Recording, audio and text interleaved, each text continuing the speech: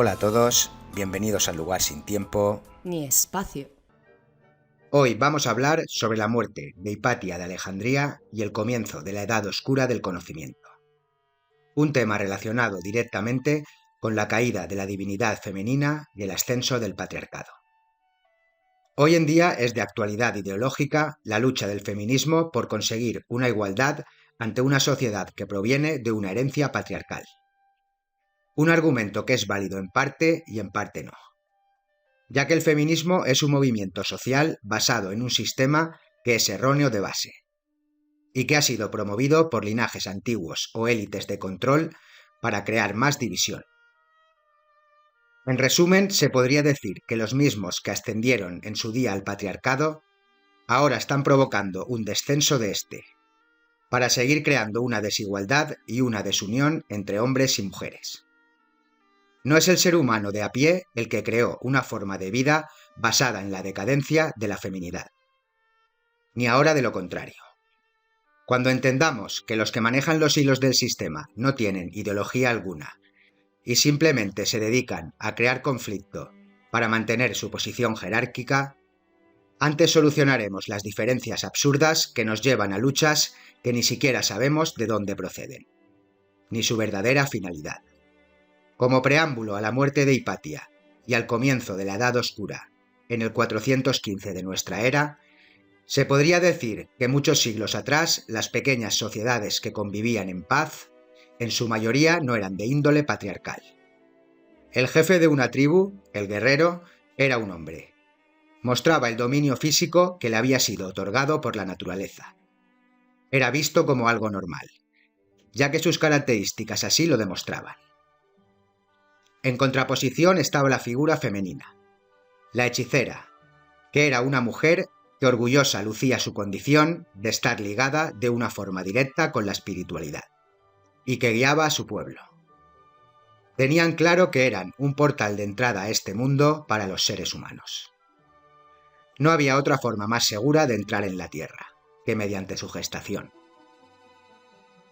El equilibrio entre la forma más material, que es el hombre, y la forma más espiritual, que es la mujer, derivaba en sociedades que tenían cierta tendencia a ser matriarcales, ya que los guerreros seguían ciegamente los designios de la sabiduría femenina, que estaba inevitablemente más ligada a la divinidad, por contacto directo. El paganismo y las escuelas de misterio posteriores enseñaban esto: acercarse a la feminidad de la madre naturaleza, para conseguir un autoconocimiento sobre la realidad espiritual y física que nos rodea. Con las conquistas entre pueblos y las ansias de poder de algunos, se fueron dando cuenta que al apartar la figura femenina de los seres humanos, estos se alejarían de su verdadera naturaleza. Iríamos hacia una evolución material, olvidando nuestra proveniencia, y así ha sido. Dando un salto en el tiempo hasta el 415 después de Cristo, en tiempos de la bella Alejandría, existía una lucha entre las doctrinas paganas, de las que era conocida Hipatia como una defensora acérrima, y el ascenso del cristianismo, encabezado por Cirilo, el arzobispo cristiano de aquella zona. Hipatia era admirada por su discurso elocuente y participaba en debates cívicos, normalmente dominados por hombres. Tal era su serenidad y maestría que era conocida por no perder nunca un debate en las asambleas ante magistrados. Su inteligencia solo era igualada por su belleza, y su amabilidad era conocida al bajarse de su carruaje en la ciudad para hablar con cualquiera en las calles de Alejandría. Un día de marzo de aquel fatídico año, el 415 de nuestra era, Hipatia guiaba su carruaje desde la biblioteca de Alejandría con su túnica y pañuelo característico de la clase docente, hasta el ágora, cerca de la iglesia de Cesarea, donde un grupo de cristianos conversos le bloqueaba el paso. Este grupo era instigado por un hombre llamado Pedro el Lector, un converso celoso que admiraba a Cirilo, que estaba realizando un ataque a las doctrinas paganas, sin conseguir el resultado deseado, mientras Hipatia se había convertido en protectora de estas prácticas. Pedro el Lector alentó al grupo de conversos a sacar a Hipatia de su carruaje y lanzarle piedras. Y así lo hicieron, poco a poco despojándola de su ropa ante la impotente mirada del pueblo. Pedro animó a la muchedumbre con gritos de hereje, bruja y seguidora de Satán, que quería embaucarles con su belleza y palabrería, y sus esfuerzos por explicarse y zafarse se desvanecieron cuando fuertes golpes la dejaron sin habla. Un torbellino de puñetazos y patadas dejaron sin vida a esta, y no contentos con la sangre derramada, desmembraron su cuerpo y desollaron la carne hasta dejar los huesos, que luego se quemaron convirtiéndose en cenizas. Este acto de violencia sin límites, por una inspiración no humana, marcó un precedente ante el cual la multitud quedó perpleja, no pudiendo reaccionar a tal atrocidad. Pedro el Lector es considerado el autor de esta instigación, pero pronto la gente de Alejandría asoció este acto a Cirilo, un acto que eliminó la feminidad espiritual en la próspera ciudad, y que dio paso al ascenso del patriarcado, junto a otros sucesos anteriores y posteriores. Este es el inicio de la Edad Oscura del conocimiento, la muerte de la última feminista, entre comillas, cuando esto se consideraba un bien otorgado por la naturaleza, el fin de las escuelas de misterio y el paganismo, de la libertad de culto.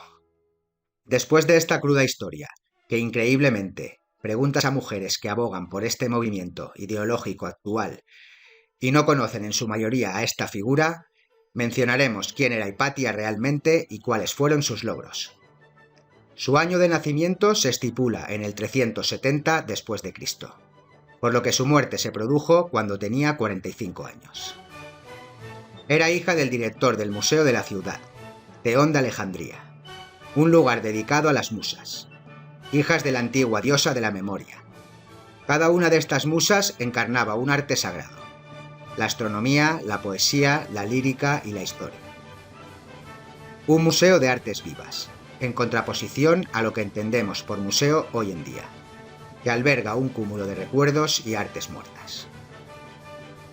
Esta educación superior empapó a Hipatia desde niña, adquiriendo conocimientos en geometría, danza sagrada, escultura, botánica, navegación, herbología, ingeniería y medicina, entre otras. Hoy en día los conocimientos se basan en especialidades distorsionadas. Se crean expertos que dependen de quienes manejan el dinero para sus postulados. En la antigüedad, la riqueza de conocimientos no tenía esta limitación. Hipatia era considerada la sabiduría reencarnada y la diversidad de conocimientos personificada. La Edad Oscura ocultó estos saberes, que solo unos pocos manejan bajo llave. A los 30 años asumió la dirección de la escuela universitaria en matemáticas. Dominaba la filosofía platónica y prácticas avanzadas en imaginación activa y espiritualidad. Su pericia no tenía igual debido a esta enseñanza multidisciplinar, que se basaba en las enseñanzas de los misterios. La biblioteca de Alejandría conservaba textos de muchos siglos atrás, una sabiduría que fue arrancada de la enseñanza para las generaciones posteriores. Sus logros en ciencia y teología la encumbraron entre sus destacados alumnos. Algunos de ellos fueron inventores de artilugios que facilitaron la vida de la época. Un legado oculto que se conserva de las escuelas paganas de los misterios. Una sombra que se vislumbra de una época en la que la libertad individual todavía era intrínseca a la naturaleza del ser. Cirilo, por su parte, uno de los teólogos que impulsó la Santísima Trinidad, abogaba por la fe única y verdadera, y pudo celebrar su triunfo ante los herejes como Hipatia.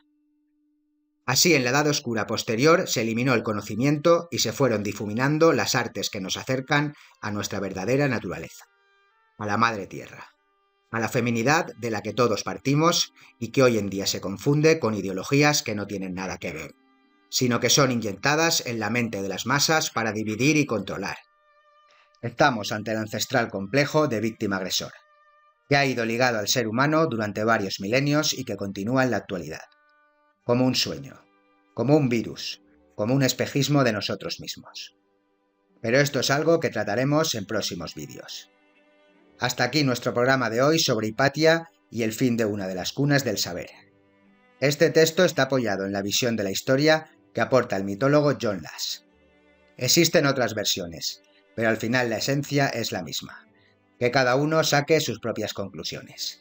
Nos despedimos desde el lugar sin tiempo ni espacio. Si te ha gustado el vídeo os agradecemos un like y no olvides suscribirte para seguir indagando en los misterios de la humanidad.